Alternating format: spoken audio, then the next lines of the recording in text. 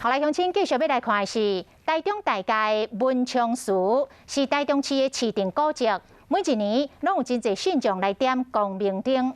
但是因为文昌祠的场地有限，再加上古迹的限制，无法度随意来增设这个灯具，所以有袂少的信众要点灯点无。大甲区公所打算要来推出着光明铺甲光明吊饰，互信众用另外一种的形式来得到神明的保庇。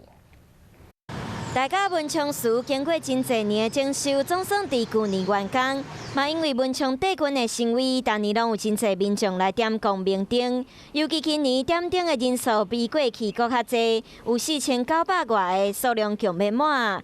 大甲区公所嘛专工推出光明铺和其他的商品，希望互民众用其他的方式得到神明的保庇。